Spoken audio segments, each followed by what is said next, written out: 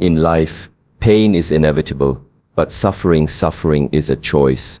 Every wound seeks the light, but many people hide their wounds in darkness, thinking the absence of attention will bring healing. This is an illusion. You cannot heal if you keep hiding, because healing is not a silent process. Healing demands awareness, acceptance, and action. A warrior does not conceal his scars. He reveals them not to show weakness, but to demonstrate where strength was born. We hide because we fear judgment. We fear being misunderstood. But understand this, the moment you choose to hide, you also choose to carry the weight alone. And that weight, unspoken, unseen, unshared, becomes poison. Do not confuse concealment with control. When you repress what hurts, it grows.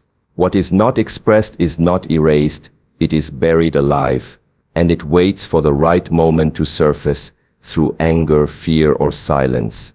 If you want peace, you must pass through the storm. If you want growth, you must acknowledge the soil from which you grew, even if it was darkness. Healing begins not when you're unhurt, but when you are unafraid to face your pain. So be still, breathe, and allow yourself to be honest. Speak what you fear, admit what you suppress, bring light to what you hide.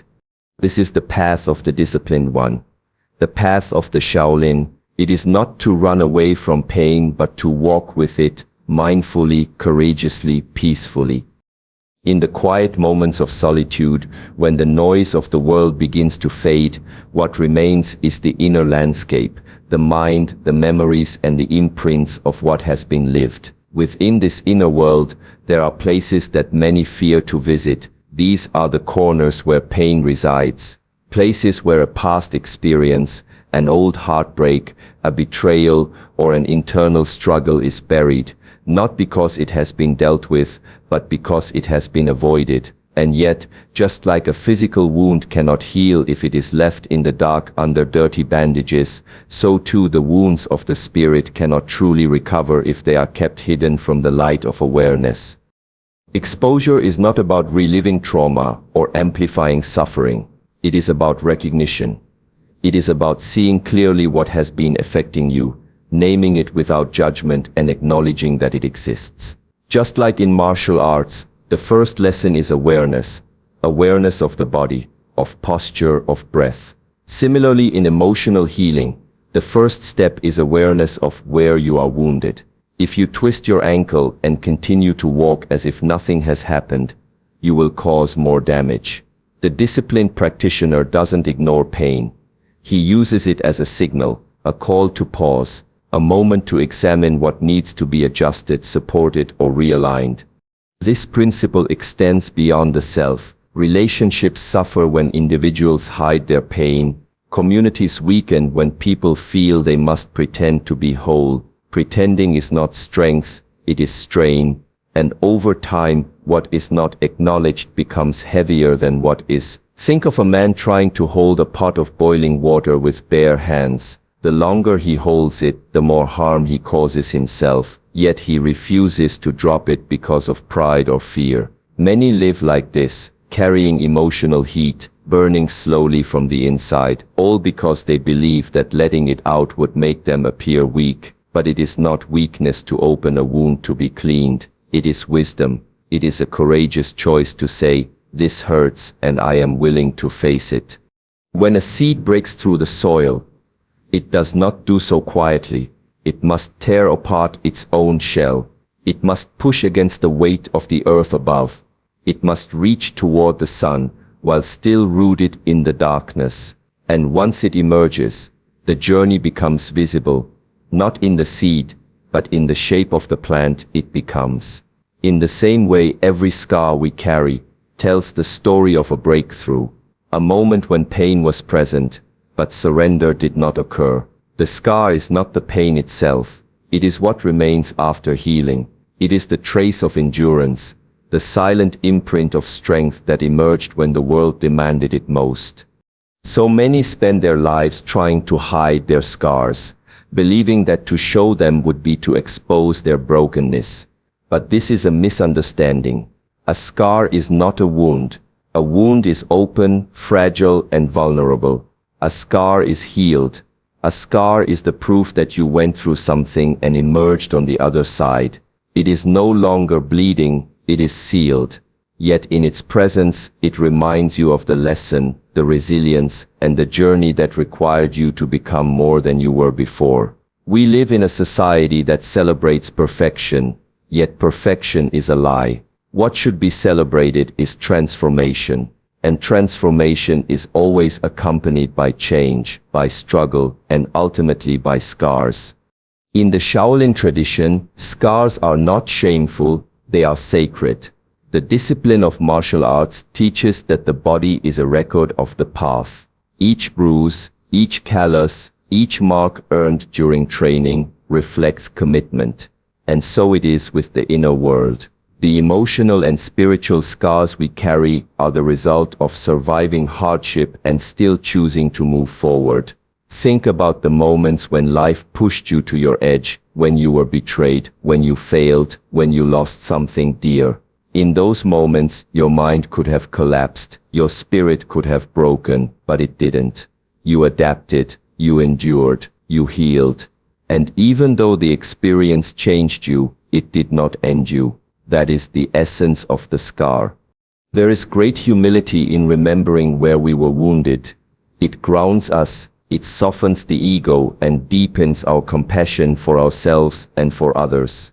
When you recognize your own scars, you become more capable of recognizing others' silent battles. A person who has healed does not judge quickly, because they know what it took to stand again. That is why the most powerful people are often the most gentle. They carry within them the memory of pain, but they have allowed it to refine, not define them. Their scars are not displayed with pride, nor are they hidden in shame. They are simply there, evidence of the journey, evidence that the individual was tested and did not run away.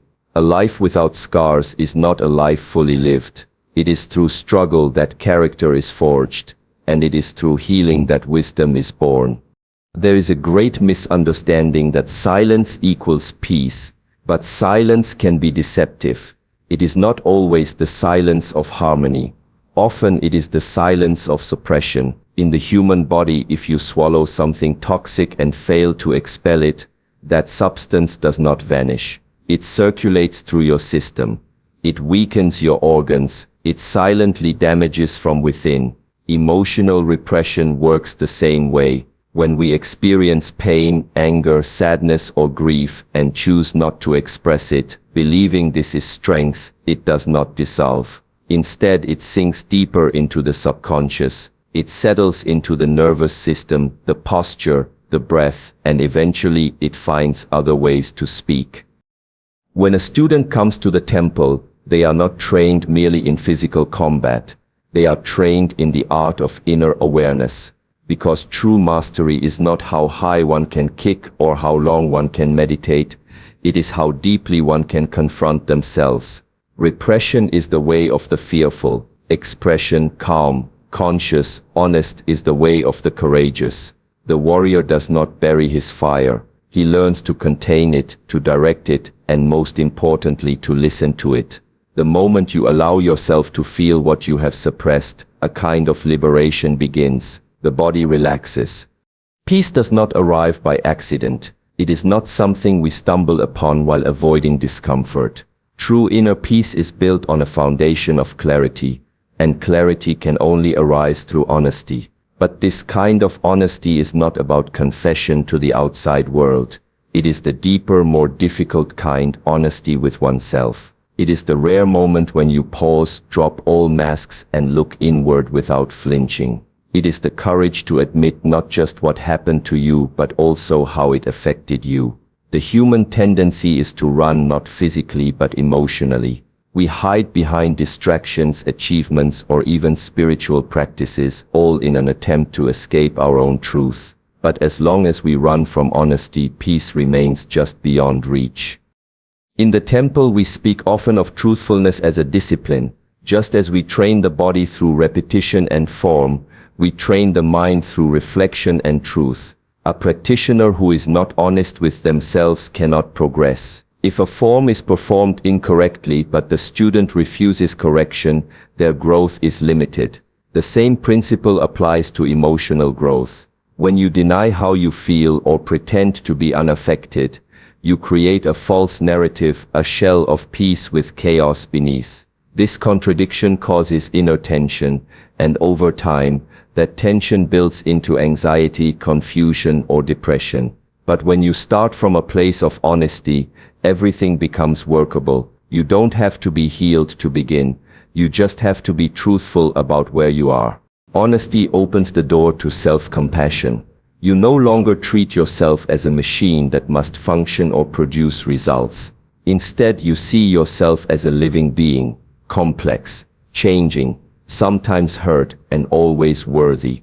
This self-acceptance is not weakness, it is alignment. When your inner world matches your outer expression, there is no conflict. No energy is wasted on maintaining a mask. Your mind becomes lighter, your decisions become clearer, and your presence becomes more authentic. That is the beginning of peace, not perfection, but inner coherence. And from that place you can grow, not as someone who hides their pain, but as someone who transforms it. A true warrior is not defined by the battles he wins, but by the ones he does not flee from. In the external world, many define strength by dominance, by how much one can control or conquer. But on the inner path, the path of self-mastery, strength is defined very differently. It is measured not by how little we feel, but by how deeply we are willing to face what arises within us. The warrior who escapes discomfort remains its prisoner. The one who turns toward it, who stays, breathes, and listens, becomes its master. This path requires courage. Not the loud, dramatic courage seen in movies or spoken in grand words, but the quiet, unshakable courage to sit with pain, to observe fear, to allow sorrow without collapsing into it. To face discomfort is not to invite suffering unnecessarily. It is to recognize that avoiding pain does not remove it. It delays it. Just as a wound hidden under a dirty bandage will not heal, emotions suppressed under the mask of busyness or denial will continue to fester. The disciplined individual does not seek suffering, but neither does he run from it. Instead, he meets it fully, without flinching, without resistance, without embellishment. This meeting is the beginning of transformation. When you allow yourself to feel deeply, to inquire into the root of your discomfort, you create the conditions for healing to take place. Avoidance may offer temporary relief, but it steals from you the long-term freedom that comes only through resolution. The path of the warrior is not a straight line. It winds through shadow and silence, through defeat and doubt, but the difference lies in the choice to walk it anyway. Facing discomfort does not mean solving everything at once. It means allowing the experience of being human to unfold naturally, without resistance. You process by staying with it, not by fighting or analyzing it to death, but by witnessing it with awareness. And eventually what you face begins to soften. It begins to release its grip on you. What was once a fear becomes understanding. What was once anger becomes insight. And through this process you earn not just healing but freedom. Not because life no longer challenges you, but because you no longer avoid the challenge. So the question is not, have you been hurt? The question is, are you willing to heal honestly? Healing is not a destination, it is a discipline, a practice, a way of living where you no longer carry what you are ready to let go of, simply because you fear being seen. You don't need to have all the answers. You don't need to feel whole before you begin. What you need is presence. What you need is honesty. What you need is the willingness to walk into your own shadow, not to become consumed by it, but to bring it into the light.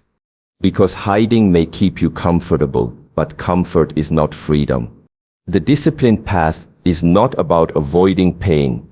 It's about rising through it with calm breath, with steady awareness, and with unwavering truth.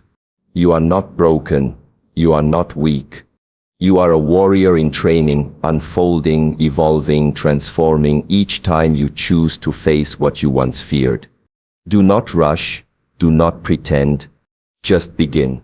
And remember, only what is brought into the light can finally be healed.